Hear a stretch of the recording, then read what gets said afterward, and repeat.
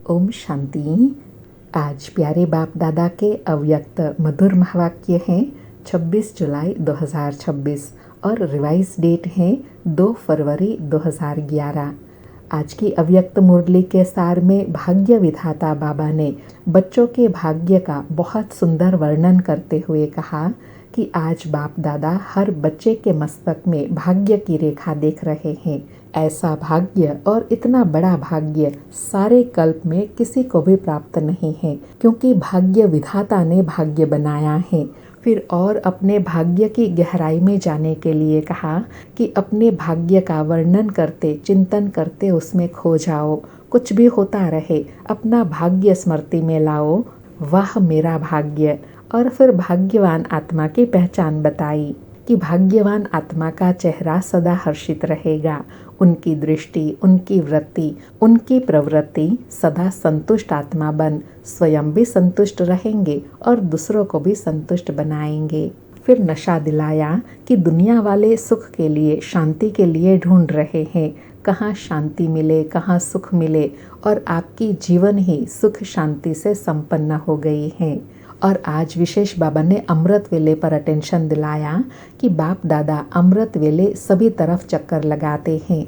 4 बजे बाप दादा सभी बच्चों को सहज ही वरदान देते हैं।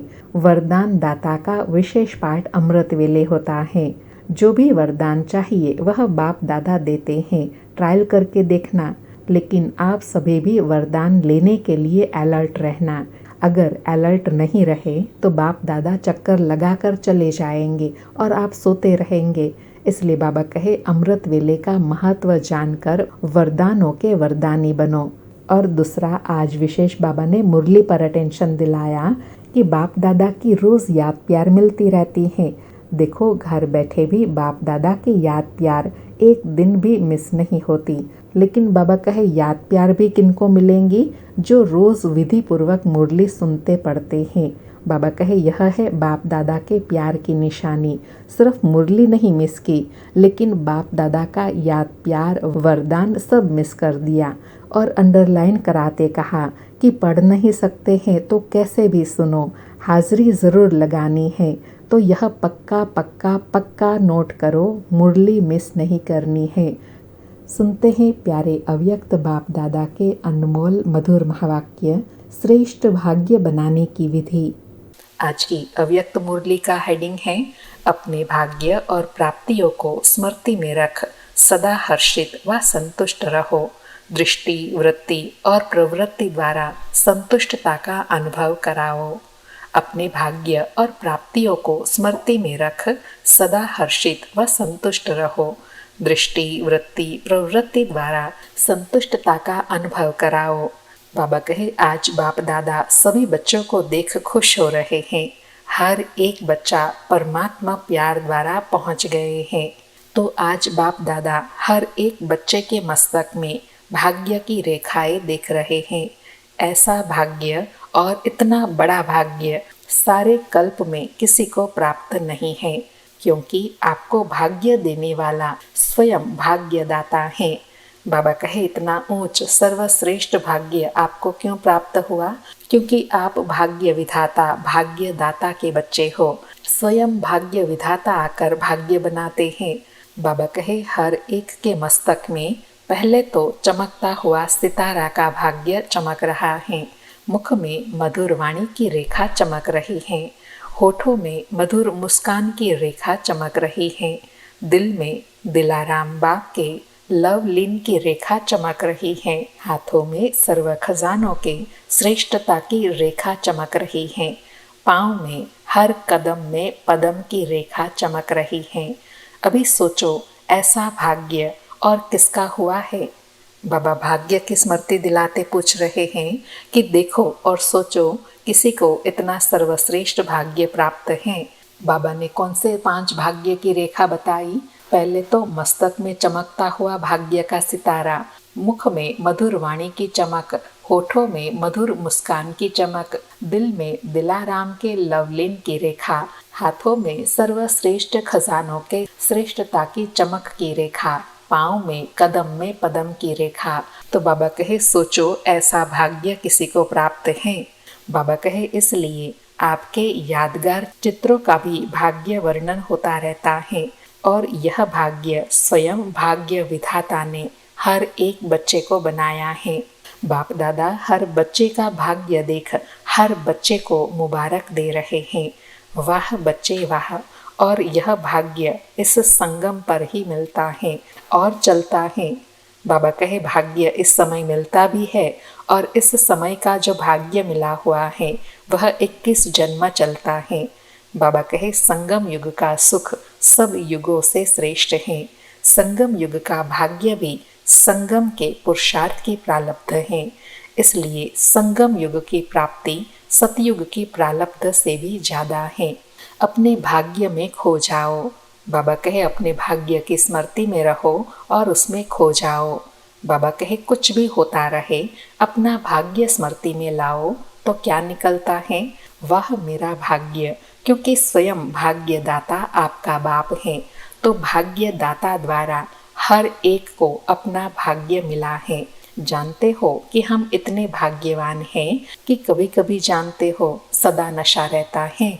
बाबा पूछ रहे हैं इतना बड़ा इतना ऊंचा भाग्य मिला है, इसकी स्मृति सदा रहती है या कभी कभी स्मृति रहती है, कभी कभी नशा रहता है। बाबा कहे दुनिया वाले तो देख करके पूछते हैं आपको क्या मिला है और आप लोग उत्तर में क्या देते हो, जो पाना था वह पा लिया है, हाथ उठाओ। पा लिया है, अच्छा पा लिया है। फलक से कहते हो कोई अप्राप्त वस्तु नहीं है ना फकुर। तो बाबा कहे और मिला कैसे, सिर्फ बाप को जाना माना अपना बनाया तो भाग्य मिल गया। इस भाग्य को जितना स्मृति में लाते रहेंगे उतना हर्षित होते रहेंगे। भाग्यवान आत्मा का चेहरा सदा हर्षित रहेगा, रहेगा नहीं रहता है। बाबा प्रमाण बता रहे हैं कि जो भाग्यवान आत्मा है वह सदा हर्षित रहेंगी। उनकी दृष्टि उनकी वृत्ति उनकी प्रवृत्ति सदा संतुष्ट आत्मा बन स्वयं भी संतुष्ट रहेंगी और दूसरों को भी संतुष्ट बनाएंगी। तो आप सबको संतुष्टता का नशा रहता है। बाबा कहे आपका ही गायन है ना संतुष्टता का, तो क्या आपको इतना नशा रहता है कि हम इतनी संतुष्ट आत्मा हैं, सर्व खजानों से भरपूर हैं। क्योंकि बाबा कहे संतुष्टता का आधार है सर्व प्राप्तियाँ, अप्राप्ति असंतुष्टता का आधार है। तो आप क्या अनुभव करते हो, अप्राप्त कोई वस्तु है कि सर्व प्राप्ति है, प्राप्ति का नशा है सदा या कभी कभी है। बाबा कहे सदा यह नशा रहता है। वैसे तो यही कहते हो पा लिया जो पाना था। तो जहाँ सर्व प्राप्ति है वहाँ असंतुष्टता का नाम नहीं है। तो बाप दादा आज देश विदेश कितने देशों से सभी बच्चे आके इकट्ठे हुए हैं, लेकिन सबसे दूर से आने वाला कौन?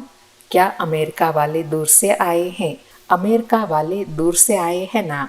और बाप कहाँ से आए हैं? अमेरिका तो इसी लोक में है, लेकिन बाप दादा कहाँ से आए हैं? परम धाम से। ब्रह्मा बाप भी सूक्ष्म वतन से आए हैं। तो कौन दूर से आया? सबसे दूर कौन? यह है बाप और बच्चों के प्यार का नज़ारा। बाबा रूह रिहान और चिट चैट कर रहे हैं बच्चों से कि सबसे दूर से कौन आते हैं? बाप दादा बच्चों से मिलने के लिए। यह है प्यार का नज़ारा, प्यार का प्रमाण। बाबा कहे आपने कहा मेरा बाबा और बाबा ने कहा मेरा बच्चा। सिर्फ एक को जानने से कितना वर्षा मिल गया। दुनिया वाले सुख के लिए शांति के लिए ढूंढ रहे हैं, कहाँ शांति मिलेंगी, कहाँ सुख मिलेगा, और आपकी जीवन ही सुख शांति संपन्न हो गई। बाबा नशा दिला रहे हैं कि दुनिया वाले अभी भी सुख शांति संपन्नता को ढूंढ रहे हैं और आपकी जीवन ही सुख शांति संपन्न हो गई। बाबा कहे बाप दादा से पूछते हो ना कि बाप दादा क्या चाहते हैं, तो बाप दादा हर बच्चे से यही चाहते हैं कि हर एक बच्चा सदा स्वराज्य अधिकारी बन के रहे। कभी कभी नहीं, क्योंकि अभी के स्वराज्य अधिकार का वरदान बाप ने इस संगम के लिए पूरा दिया है। थोड़ा नहीं, कभी कभी वाला नहीं, सदा। तो सोचो सदा के लिए स्वराज्य अधिकारी बन रहते हो, क्योंकि बाप दादा ने सुनाया कि इन सभी कर्म इंद्रियों के मन बुद्धि संस्कार के भी मालिक हो। सबके लिए मेरा शब्द बोलते हो, मैं नहीं बोलते हो, मेरा बोलते हो। तो मन बुद्धि संस्कार मेरा है, तो मेरे के ऊपर सदा अधिकार रहता है। ऐसे मन बुद्धि संस्कार के ऊपर पूरा ही अधिकार हो, इसको कहा जाता है स्वराज्य अधिकारी। बाबा स्पष्ट कर रहे हैं कि स्वराज्य अधिकारी किसको कहेंगे? जिनका मन बुद्धि और संस्कार पर पूरा कंट्रोलिंग पावर हो। बाबा कहे जो ऑर्डर करो उसी प्रमाण यह कार्य करने के लिए निमित्त हैं, लेकिन इसके लिए चलते फिरते कार्य करते मालिकपन का नशा होना चाहिए, निश्चय और नशा। बाबा कहे स्वराज्य अधिकारी मालिक कब बनेंगे? जब निश्चय और नशे में रहेंगे। कौन सा निश्चय और नशा बाबा ने स्मृति में दिलाया कि मैं भाग्यवान आत्मा हूँ, स्वयं भाग्य विधाता ने आकर अभी मेरा भाग्य बनाया है, सुख शांति संपन्नता के अधिकारी बनाया है। तो यह निश्चय और नशा सदा रहे तो स्वराज्य अधिकारी बन जाएंगे। बाबा कहे अब तो आत्माओं को मनसा द्वारा भी सेवा देने का समय है। चिल्ला रहे हैं, हे पूर्वज हमें थोड़ा सा सुख शांति की किरणें दे दो। तो बाबा कहे हे पूर्वज दुखियों की पुकार सुनाई देती है ना। बाप दादा ने इशारा दे दिया है कि कुछ भी आपदा अचानक आनी है, इसके लिए सेकंड में फुल स्टॉप, वह प्रैक्टिस भी कर रहे हो। बाबा कहे 1 सेकंड में फुल स्टॉप लगाने की प्रैक्टिस भी कर रहे हो। जो पिछली मुरलियों में बाबा ने अभ्यास भी बताया कि हर घंटे में 1 मिनट चेकिंग करो, अभ्यास करो। बाबा कहे क्योंकि उस समय पुरुषार्थ का समय नहीं होगा। अभ्यास करे, लगाओ फुल स्टॉप और हो जाए आश्चर्य की मात्रा। इसलिए पुरुषार्थ का समय अभी मिला हुआ है, उस समय प्रैक्टिकल करने का समय है। तो अभी इस अभ्यास को कर भी रहे हो। बाप दादा रिजल्ट देखते हैं, अटेंशन में है, कर भी रहे हैं, लेकिन और भी अटेंशन को अंडरलाइन करो। बाबा कहे देखो पुरुषार्थ कितना सहज है, मैं भी बिंदी लगाना भी बिंदी है, सिर्फ अटेंशन देना है। बाप दादा विशेष बच्चों को सौगात देते हैं, बच्चे मैं आपके साथ सदा हूँ। अंडरलाइन बाबा बहुत विशेष वरदान कहो, आशीर्वाद कहो दे रहे हैं कि बच्चों को बाप दादा विशेष सौगात देते हैं, मैं सदा आपके साथ हूँ।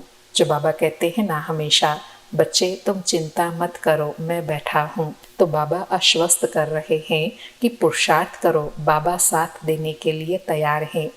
बाबा कहते हैं बाबा कहा और बच्चों के लिए बाबा सदा हाजिर हैं। जो कहा गया है हाजिरा हजूर है, सर्वव्यापी नहीं है, लेकिन बच्चों के आगे हाजिरा हजूर है। तो सदा विजय बनना, जहाँ भगवान साथ हैं वहाँ विजय बनना क्या मुश्किल है। विजय आपका जन्मसिद्ध अधिकार है। सिर्फ मेरा बाबा कहा तो विजय है ही, इसलिए सदा विजय बनना जो याद में रहता है उसके लिए अति सहज है, मुश्किल नहीं। बाबा कहे फुल स्टॉप लगाना, विजय बनना यह सहज किनके लिए है? जो याद में रहते हैं, उनके लिए कोई मुश्किल नहीं है जो याद में रहते हैं। बाबा कहे जहाँ भगवान है वहाँ विजय है ही है। अंडरलाइन जहाँ भगवान है वहाँ विजय है ही। तो आज बाप दादा सभी बच्चों को देख खुश हो रहे हैं कि कितने स्नेह से कौन से साधन से आए हैं, ट्रेन में या प्लेन में, वह तो शरीर के द्वारा पहुंच गए हैं, लेकिन दिल से तो प्यार आपको यहाँ लाया है। हिम्मत आपकी है तो मदद बाप की है ही।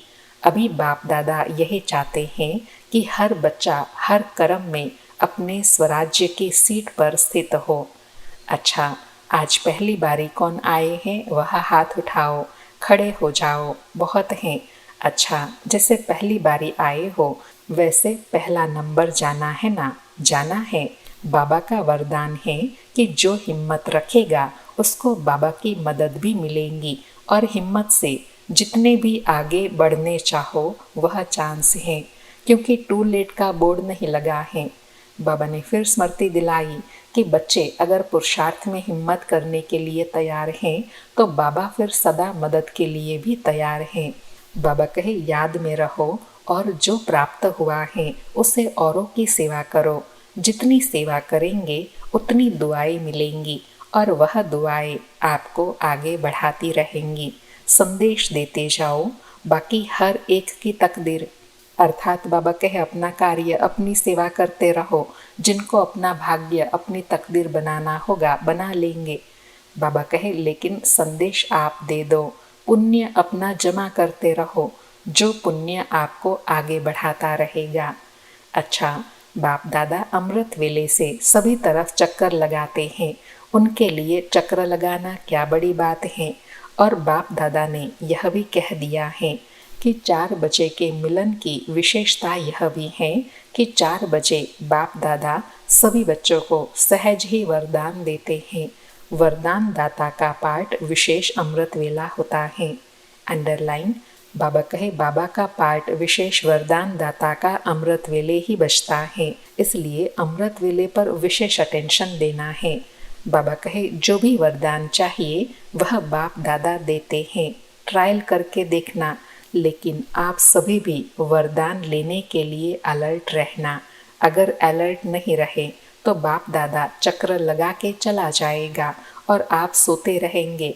इसलिए अमृत वेले का महत्व देते तो है, लेकिन और अटेंशन देना। बाबा कहे बच्चे अमृत वेले के महत्व को जानते भी हैं और उस पर अटेंशन भी देते हैं, लेकिन अभी और अटेंशन देना है। बाबा कहे बाप दादा ने देखा है कि समय अनुसार सेवा भी बढ़ रही है और सेवा के कारण बाप से वरदान लेना उससे दूर रह नहीं सकते। बाकी डबल फॉरेनर्स मेजॉरिटी पुरुषार्थ करते भी हैं, फिर भी अटेंशन को अंडरलाइन करना। बाकी मधुबन में कैसे भी पहुंच जाते हो, बाप दादा उसकी विशेष सभी बच्चों को मुबारक दे रहे हैं। बाप दादा ने सुना कि जो बाप दादा ने संस्कार के ऊपर इशारा दिया है उसके ऊपर समझते हो कि हमें करना ही है, और करने के लिए रोज अमृत वेले जैसे स्वमान रखते हैं उसके साथ साथ भिन्न भिन्न प्रकार से कोई एक संस्कार के ऊपर अटेंशन दो। आज के दिन इस संस्कार के ऊपर विशेष अटेंशन देना है, और जब रात्रि को बाप दादा को अपना सारे दिन का चार्ट देते हो उस समय उस संस्कार की रिजल्ट भी विशेष सुनाओ तो विशेष अटेंशन हो जाएगा। बाबा पुरुषार्थ की विधि बता रहे हैं, वरदान लेने की विधि बता रहे हैं कि अगर कोई संस्कार का परिवर्तन करना है तो विशेष अमृत वेले बाबा से सकाश लेकर के कोई एक संस्कार को परिवर्तन करने का संकल्प लो और रात्रि को फिर उसका समाचार बाप दादा को दो। कितना अटेंशन रहा वह बाबा को रिजल्ट दो।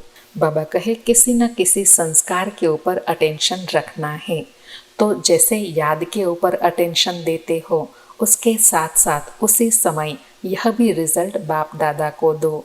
अगर मानो आप चाहते हो लेकिन उस दिन आपके सामने कोई संस्कार मिटाने का कार्य नहीं हुआ तो अपने आप को बाप की मुबारक देना और रोज ऐसे बाप की मुबारक विशेष इस संस्कार प्रति लेते जाना तो संस्कार कार्य में आने में कमी पड़ती जाएंगी।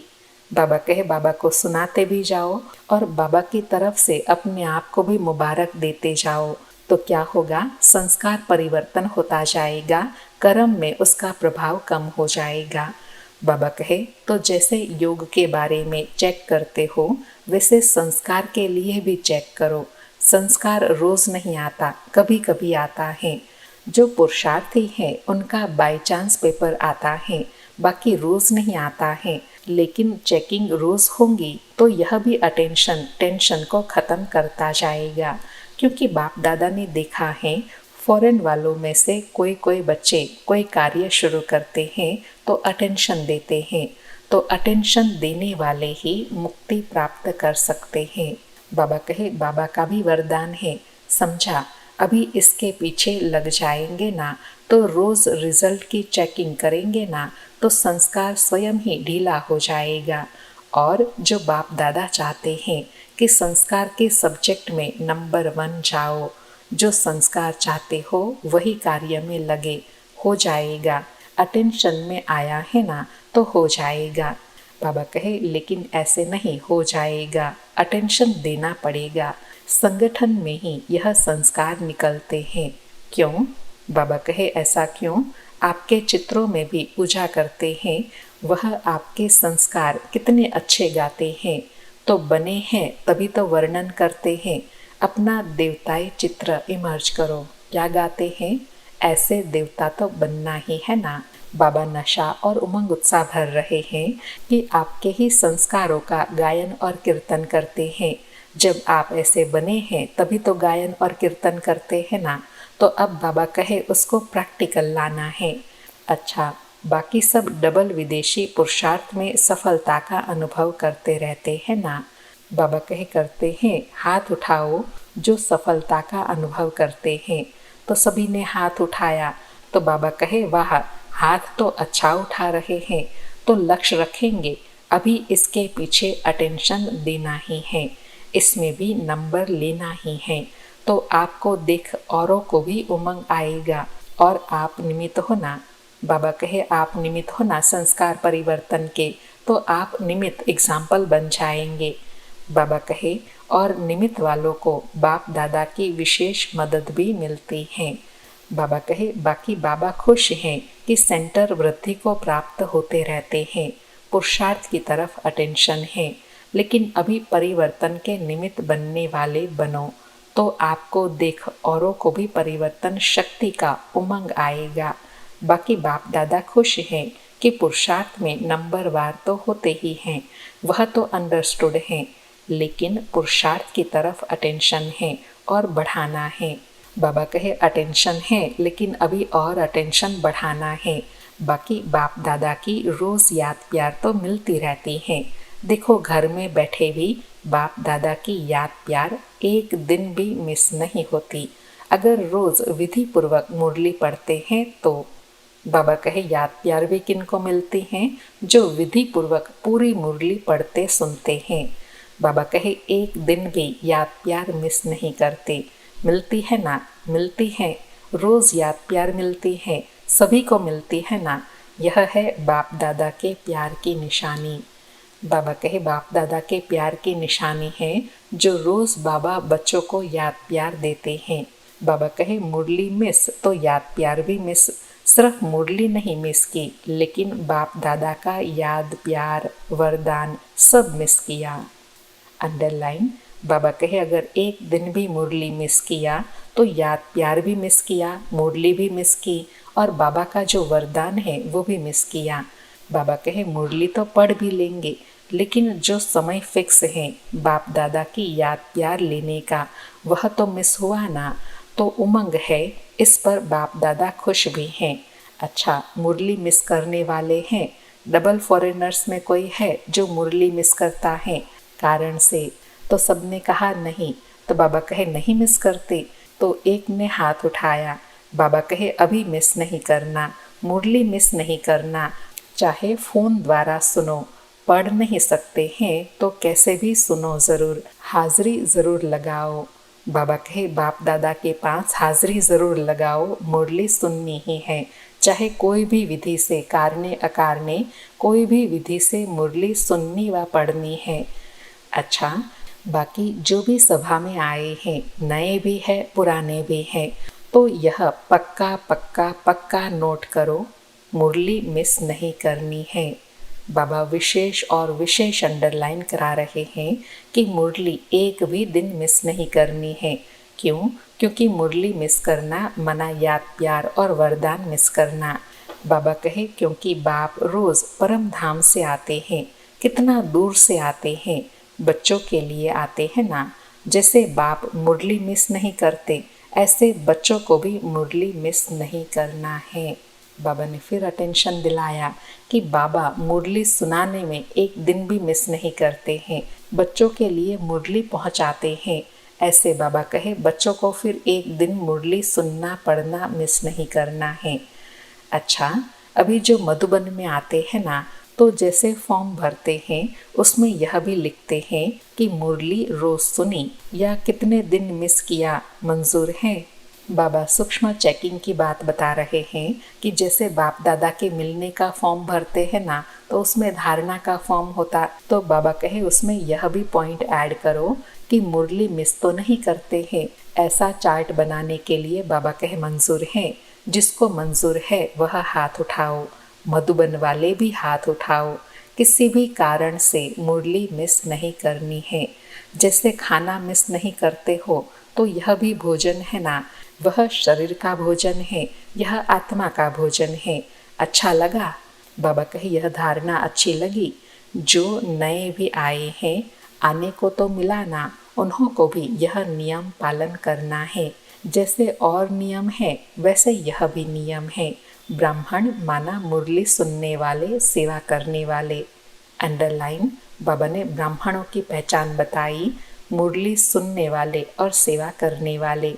अच्छा, अभी सभी तरफ के बच्चों को बाप दादा याद प्यार के साथ मुबारक भी दे रहे हैं। सदा उमंग उत्साह में आगे बढ़ भी रहे हो और बढ़ते रहना। कभी अपना उमंग उत्साह किसी भी कारण से, किसी भी बात से कम नहीं करना। बात बात हो जाती है, लेकिन पुरुषार्थ और बाप का प्यार वह अपना है।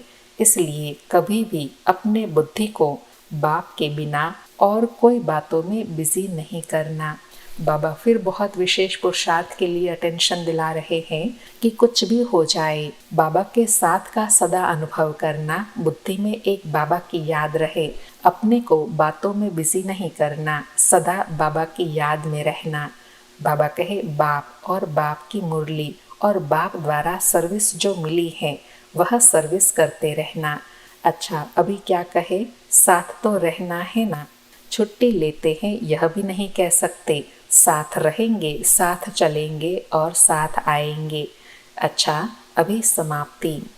लास्ट में बाबा ने बड़ी गुह्य बात बताई कि साथ है, साथ रहेंगे और साथ चलेंगे, लेकिन अभी समाप्ति। अच्छा, ऐसे प्रतिदिन ज्ञान रत्नों से, वरदानों से पालना करने वाले प्यारे बाप दादा को बहुत बहुत याद प्यार शुक्रिया बाबा, शुक्रिया। आज प्यारे बाबा का वरदान है, शक्ति रूप की स्मृति द्वारा पतित संस्कारों का नाश करने वाले काली रूप भव। शक्ति रूप की स्मृति द्वारा पतित संस्कारों का नाश करने वाले काली रूप भव। स्पष्टीकरण है, सदा अपना यह स्वरूप स्मृति में रहे कि मैं सर्व शस्त्रधारी शक्ति हूँ। मुझ पतित पावनी पर कोई पतित आत्मा के नज़र की परछाई भी नहीं पड़ सकती। पतित आत्मा के पतित संस्कार भी नहीं चल सके। ऐसी अपनी पावरफुल ब्रेक चाहिए। यदि किसी पतित आत्मा का प्रभाव पड़ता है तो इसका अर्थ है कि प्रभावशाली नहीं हो। जो स्वयं संघारी है वह कभी किसी का शिकार नहीं बन सकते। तो ऐसे काली रूप बनो। जो कोई भी आपके सामने ऐसे संकल्प भी करे तो उनके संकल्प मूर्छित हो जाए। बाबा ने वर्तमान समय अनुसार बहुत श्रेष्ठ स्थिति बनाने के लिए कहा कि आपकी स्थिति इतनी पावरफुल हो, पावरफुल ब्रेक हो, तो पतित आत्मा की नज़र की परछाई भी आपके ऊपर नहीं पड़ सकती है। लेकिन बाबा कहे अगर पतित आत्मा का प्रभाव आप पर पड़ता है तो आप प्रभावशाली नहीं हुए। क्यों? क्योंकि जो प्रभावशाली है वह किसी के भी प्रभाव में नहीं आते हैं। जिसे संहार करने वाले कभी किसी का शिकार नहीं बनते, ऐसे प्रभावशाली आत्मा कभी भी किसी के प्रभाव में नहीं आ सकती। आज का स्लोगन है, रॉयल रूप की इच्छा का स्वरूप नाम, मान और शान है। आज के अव्यक्त इशारे हैं, ज्वाला स्वरूप स्थिति में रहे, शक्तिशाली याद का अनुभव करो। आज अनुभव करने के लिए कहा कि सारथी अर्थात आत्म अभिमानी, क्योंकि आत्मा ही सारथी है। ब्रह्मा बाप ने इस विधि से नंबर 1 की सिद्धि प्राप्त की, तो फॉलो फादर करो। जैसे बाप देह को अधीन कर प्रवेश होते अर्थात सारथी बनते हैं, देह के अधीन नहीं होते, इसलिए न्यारे और प्यारे हैं। ऐसे ही आप सभी ब्राह्मण आत्माएं भी बाप समान सारथी की स्थिति में रहो। सारथी स्वतः ही साक्षी हो, कुछ भी करेंगे, देखेंगे, सुनेंगे और सब कुछ करते भी माया की लेप छेप से निर्लेप रहेंगे। अच्छा, ओम शांति। फिर से प्यारे अव्यक्त बाप दादा को शुक्रिया बाबा, शुक्रिया। वरदानों से पालना करने के लिए शुक्रिया बाबा, शुक्रिया।